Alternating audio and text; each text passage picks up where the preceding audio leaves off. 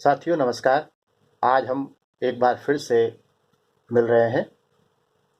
पिछली वीडियो में हमने ये बात की थी कि जेंडर स्कूल एंड सोसाइटी नाम का जो पर्चा है हमारा, उसमें एक बिंदु है गर्ल्स एज लर्नर, यानी सीखने वाली के तौर पर जब हम लड़कियों को परसीव करते हैं, देखते हैं, तो हमें उनमें किन गुणों की अपेक्षा रखते हैं। पिछली बार हमने 1948 के कमीशन, जिसे राधा कृष्ण कमीशन के नाम से भी जाना जाता है, उसके आधार पर बात की थी। आज हम कोठारी कमीशन के आधार पर बात करने जा रहे हैं, जिसने अपनी रिपोर्ट 1964-66 में सौंपी थी। पिछले वीडियो में हमने यह समझने की कोशिश की थी कि इन आयोगों में लड़कियों की शिक्षा के बारे में जो कुछ भी सिफारिशें की गई है, उसे समझने के लिए हमारे पास हमारे रेफरेंस पॉइंट बिल्कुल साफ होने चाहिए। पिछले वीडियो में मैंने यह बताने की कोशिश की थी कि हमारे पास कम से कम दो रेफरेंस पॉइंट हो सकते हैं। एक है कॉन्स्टिट्यूशन और दूसरी है पैट्रियार्की, यानी संविधान और पितृसत्ता।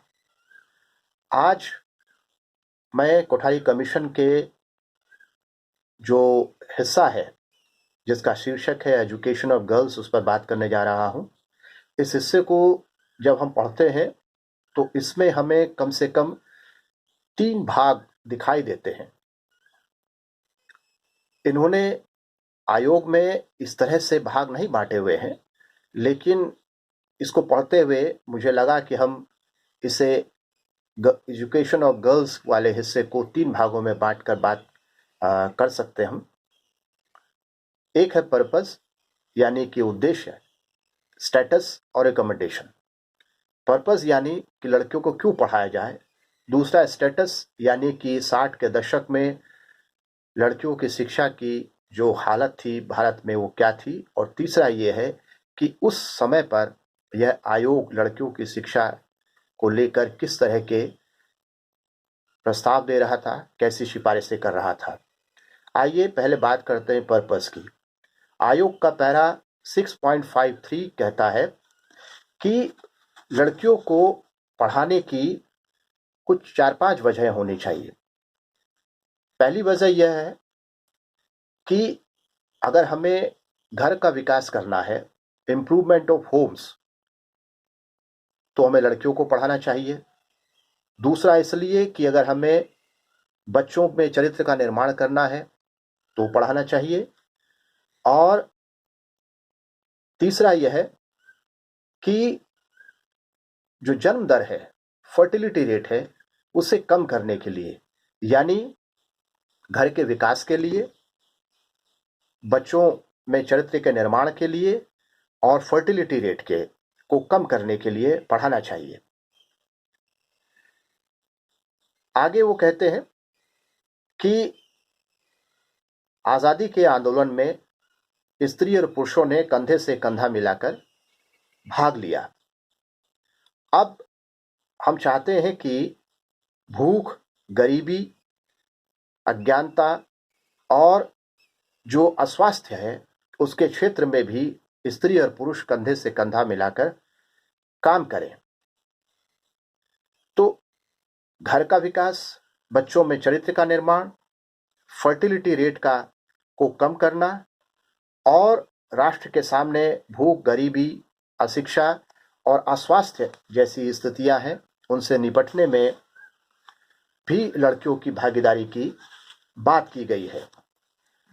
इससे आगे चले अगर हम, तो स्टेटस की बात है। आयोग का पैरा 6.54 कहता है कि 19वीं शताब्दी के शुरू में शायद ही कोई व्यवस्था हो जो लड़कियों की शिक्षा की बात करता हो, यानी वो फॉर्मल एजुकेशन की बात कर रहे हैं।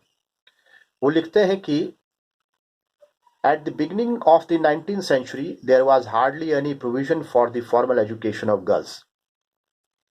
वो बताते हैं कि 1901 में महिलाओं में साक्षरता दर 0.8 थी, यानी कि 19वीं शताब्दी के शुरू में, यहां तक कि 20वीं शताब्दी के शुरू में भी 1901 में लड़कियों की में साक्षरता दर बहुत ही कम थी। फिर वो कहते हैं कि पिछले 50 सालों में, यानी आज़ादी के बाद, खास तौर पर भारत ने लड़कियों की शिक्षा के क्षेत्र में बहुत तरक्की की है। और फिर ये उसका डेटा देते हैं कि कहाँ से कहाँ हम पहुंचे हैं लड़कियों की शिक्षा के मामले में। अब सवाल यह है कि वो चीज़ें जो पारंपरिक रूप से लड़कियों की शिक्षा के रास्ते में बाधक रही हैं, उनसे तो हमने पार पाई, जैसा कि डेटा बता रहा है।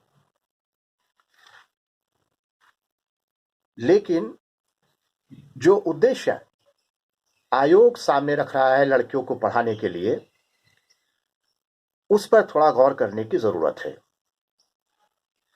जो उद्देश्य बताए गए हैं उनमें से अधिकांश जो उद्देश्य है वो घर और उसकी परिधि, परिवार, बच्चे, इनके साथ जुड़े हुए हैं। और जब यह आयोग लड़कियों की शिक्षा के बारे में सिफारिश कर रहा है तो ये जो पर्पस हैं वो उन सिफारिशों में भी रिफ्लेक्ट हो रहे हैं। कैसे, आइए देखते हैं। इस आयोग का जो तीसरा बिंदु है सिफारिश का, जिस पर हमने बात करनी है, उसका पैरा 6.57 क्या कहता है? वो ये कह रहा है कि आने वाले समय में जो महिलाओं की भूमिका घर के बाहर बढ़ने वाली है और इसलिए हमें उनके ट्रेनिंग और एम्प्लॉयमेंट पर पर्याप्त ध्यान देना होगा। वो ये बताते हैं कि 1961 की जो जनगणना है उसके आधार पर बहुत सारी ऐसी महिलाएं हैं जो 24 साल से कम हैं और जिनके पास मैट्रिकुलेशन की क्वालिफिकेशन है। आयोग को ये चिंता है कि कल को ये लड़कियां बड़ी होंगी और बड़ी होंगी, ऐसी और लड़कियां आएंगी जो मैट्रिकुलेशन पढ़ी हुई होंगी या इससे ज़्यादा पढ़ी हुई होंगी, तो वो फिर नौकरी की मांग भी करेंगी। उनकी मांग को ध्यान में रखते हुए आयोग ने 3 तरह की सिफारिशें की हैं। और इन सिफारिशों को जब आप आयोग ने जो पर्पस बताए हैं लड़कियों की शिक्षा के लिए, उनके साथ जोड़कर पढ़ेंगे तो हमें यह समझ में आता है कि आयोग की चिंता लड़कियों को राष्ट्र के विकास में, यानी कि मेडिकल की फील्ड में या साइंस के फील्ड में या लीगल फील्ड में या और दूसरे फील्ड्स में, बिजनेस के फील्ड में ले जाने की बजाय परिवार के ढांचे के अंदर बनाए रखना उसकी प्राथमिकता है। वो ये कह रहा है कि ये जो लड़कियां आएंगी और जो नौकरी की मांग भी करेंगी, इसके लिए हमारे पास 3 प्रस्ताव है। पहला प्रस्ताव तो यह है कि इन्हें पार्ट टाइम एम्प्लॉयमेंट में लगाया जाए। भारी मात्रा में इन लड़कियों को पार्ट टाइम एम्प्लॉयमेंट मुहैया कराया जाए, उसके लिए इनकी ट्रेनिंग हो। दूसरा यह है कि जहां तक संभव हो सके इन्हें हर तरह के नेशन बिल्डिंग एक्टिविटीज में ऑनरेरी बेसिस पर लगाया जाए, यानी कि राष्ट्र के विकास के लिए की जाने वाली गतिविधियों में इन्हें अवैतनिक तौर पर इस्तेमाल किया जाए। आगे इस पैरे के दूसरे बिंदु में आयोग कहता है कि जो अनमैरिड वीमेन हैं उनके लिए फुल टाइम काम की व्यवस्था की जाए, और फिर वो ये कहता है कि ऐसी बहुत सारी महिलाएं होंगी जिनके बच्चे अब बड़े हो गए हैं, अब बच्चे स्कूल नहीं जाते, और ऐसी महिलाओं के पास में काफी वक्त होगा जिसका उपयोग वे फुल टाइम काम के लिए कर सकती हैं। और अगर उन्हें फुल टाइम काम में लगाना है तो टीचिंग, नर्सिंग और सोशल सर्विस, ये 3 ऐसे क्षेत्र हैं जो महिलाओं के हिसाब से बहुत ही यूजफुल माने जा सकते हैं। यानी अगर उन्हें फुल टाइम काम पे भी लगाना है तो आयोग के हिसाब से टीचिंग, नर्सिंग और सोशल सर्विस वो जगह हैं जहां पर वो भूमिका निभा सकती हैं। अब सवाल ये है कि जब सिफारिश की जा रही हैं कि उन्हें क्या काम करना है, तो ये सिफारिशें आयोग अपनी ओर से क्यों कर रहा है? अगर हम एक लिबरल राष्ट्र में रह रहे हैं, हमारे पास एक लिबरल कॉन्स्टिट्यूशन है, तो इस मामले में आयोग लिबरल क्यों नहीं दिखाई दे रहा? शायद इसलिए क्योंकि सेवा के कामों के अलावा जिन्हें इमोशंस के साथ जोड़ने की कोशिश की जाती है, आयोग लड़कियों को दूसरे कामों के साथ जोड़ने में अभी हिम्मत महसूस नहीं कर पा रहा है।